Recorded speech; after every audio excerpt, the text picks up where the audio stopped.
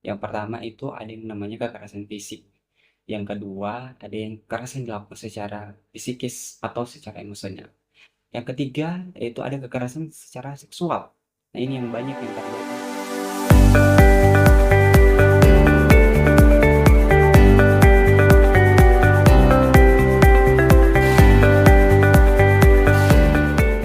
Assalamualaikum warahmatullahi wabarakatuh. Halo teman-teman semua, semoga teman-teman selalu sehat dimanapun kalian berada. Kembali lagi bersama Mister Kronis, komunikasi romantis dan humanis. Perkenalkan, saya Rusmini SIKOM selaku host pada episode kali ini. Dengan berbagai cerita, pengalaman, dan pembahasan yang menarik seputar komunikasi. Baik, pada kesempatan kali ini kita akan membahas topik yang sangat dekat dengan kehidupan kita atau sangat penting untuk kita bahas, yaitu komunikasi perlindungan anak. Dengan narasumber kita, mari kita perkenalkan. Baik, terima kasih atas kesempatan yang telah diberikan. Perkenalkan, nama saya Aldamira Esos. Kebetulan judul podcast kita pada hari ini terkait dengan perlindungan perempuan dan anak, ya. Dan kebetulan saya juga aktif di sosial media melihat bagaimana perkembangan dunia terhadap kekerasan perempuan dan anak yang sedang terjadi. Dan kita melihat ya dari beberapa waktu ini tingkat kekerasan terhadap perempuan dan anak ini juga meningkat. Tentu ini sangat menjadi prihatin bagi kita sendiri. Tentu juga untuk semua kalangan masyarakat dan tentunya untuk evaluasi untuk pemerintah kita. Seperti itu. Sebelum kita membahas lebih jauh soal apa sih sebenarnya itu komunikasi perlindungan anak, mungkin narasumber kita perlu menjelaskan eh, apa itu komunikasi perlindungan perempuan dan anak. Kalau kita berbicara tentang komunikasi perlindungan anak, yaitu eh, adalah bagaimana proses, ya, bagaimana proses membangun eh, bagaimana proses membangun hubungan yang aman, yang empatik dan penuh kepercayaan kepada klien yang menghadapi kasus. Komunikasi ini merupakan pintu awal dalam proses permasalahan yang dihadapi seorang klien untuk memberikan penanganan, untuk memberikan solusi terhadap masalah yang dialami seorang klien tersebut. Seperti itu.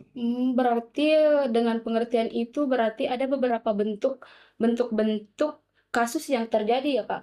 Nah, kalau bentuk-bentuk kekerasan yang terjadi itu ada beberapa ya. Yang pertama itu ada yang namanya kekerasan fisik. Yang kedua ada yang kekerasan dilakukan secara psikis atau secara emosional. Yang ketiga yaitu ada kekerasan secara seksual. Nah, ini yang banyak yang terjadi eh, di Indonesia, kekerasan seksual. Yang kedua ada yang namanya KDRT, kekerasan dalam rumah tangga. Tentu ya sudah sangat familiar kalau kita dengar kata KDRT. Yang kedua itu ada namanya penelantaran anak. Nah, itu penelantaran anak itu sudah termasuk kekerasan juga. Yang selanjutnya itu adalah perundungan dan bullying. Nah, ini yang di Indonesia ini yang paling banyak sekali adalah perundungan dan bullying di Indonesia. Bahkan beritanya sudah sampai ke luar negeri terkait dengan bullying tersebut. Selanjutnya itu adalah anak yang berhadapan dengan hukum. Anak yang berhadapan dengan hukum. Dan yang terakhir adalah terkait dengan hak asuh anak.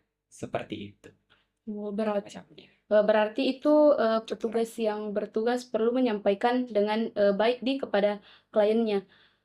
Iya, Namun ada kalanya itu Kak, kadang penyampaian yang kita ingin sampaikan terkadang ada yang diterima dan ada yang tidak bisa diterima. iya.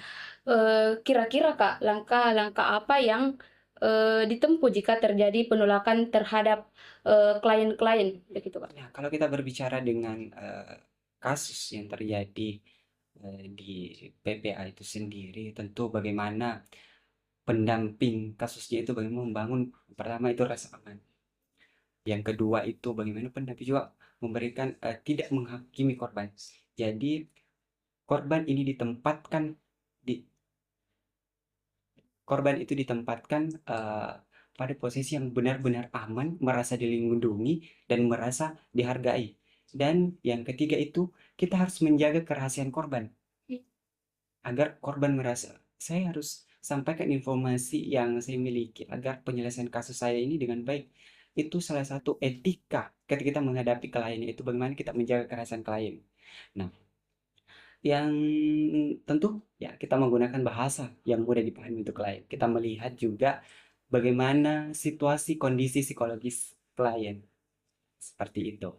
Ya, apalagi kalau terjadi kayak misalnya pelecehan KDRT, pasti Iya, kayak menimbulkan rasa-rasa trauma terhadap orang-orang yang terjadi di situ, ya, yang mengalami masalah. mengalami masalah tersebut. Ya, tentu kalau misalnya kasus-kasusnya berat nih, misalnya KDRT, bullying, tentu yang menghadapi, yang memberikan informasi, eh, yang memberikan penanganan itu bukan sembarang orang. Jadi, yang memberikan penanganan itu adalah seorang psikologis. Berarti psikologis memang sangat Psikolog. diperlukan ya, Kak ya? Iya, seorang psikolog memberikan pemahaman terhadap kasusnya seperti itu. Setelah tadi pembahasan Kak, kira-kira apa yang menjadi poin penting dalam pembahasan kita kali ini?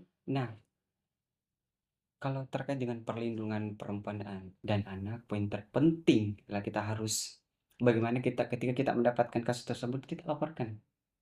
Kita laporkan kalau kita mengetahui bahwa adanya kekerasan, adanya perundungan, ada bullying, kita langsung laporkan. Nah, kalau kita yang di Sulawesi Selatan, khususnya di Kota Makassar, ada unit perlindungan perempuan dan unit perlindungan perempuan dan anak Kota Makassar. Kita bisa langsung melaporkannya di sana.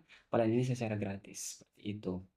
Tapi biasanya itu Kak, kalau terjadi pelecehan, biasanya korbannya itu kayak takut untuk melapor atau kayak malu terhadap dirinya sendiri Kak.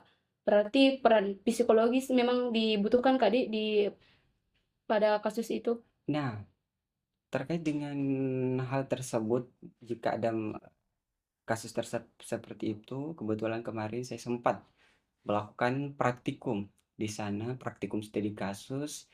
Kasus yang saya dapatkan yaitu kasus kekerasan seksual. Nah, pada saat klien memberikan informasi, ternyata klien ini sudah mengalami kekerasan seksual sudah lama. Dia takut menyampaikan, Ya Kak, dia biasanya takut takut menyampaikan ya Kak. melaporkan. Iya. Nah, informasi seperti apa yang dibutuhkan ternyata klien baru berani ketika menyampaikan informasi itu kepada temannya. Temannya lah yang membantu klien untuk melaporkan di unit PPA Kota Makassar dan langsung ditangani. Dan alhamdulillah sekarang kasusnya juga sudah ditutup. Oh, Jadi kalau misalnya ada kasus terkait dengan kekerasan terhadap perempuan dan anak, segera laporkan di unit PPA Kota Makassar, khususnya di Sulawesi Selatan. pembahasan yang cukup menarik ya Ya. Kak. Tibalah kita di penghujung pembahasan. Saya minta Kakak untuk memberi kesimpulan dari semua penjelasan Kakak tadi. Kira-kira apa yang menjadi kesimpulan pentingnya Kak untuk semua perempuan, anak-anak yang mengalami kasus KDRT, mengalami kasus pelecehan seksual Kak? Nah, baik, kalau terkait dengan itu, kesimpulan yang saya dapat berikan adalah ketika terjadi kekerasan, baik itu psikis, kekerasan fisik, segera laporkan. Cukup segera laporkan, jangan pernah takut, karena pelayanan yang diberikan yaitu sangat diberikan terbaik, pelayanan terbaik, diberikan rasa aman, rahasia klien juga tetap terjaga. Jadi jangan pernah takut untuk melapor terhadap kekerasan yang dialami, baik itu psikis, fisik, maupun kekerasan yang lain seperti itu. Tibalah kita di penghujung episode kita hari ini. Kami tutup dengan ucapan Assalamualaikum warahmatullahi wabarakatuh. Jangan lupa like, subscribe, Mr. Kronis. Mr. Kronis.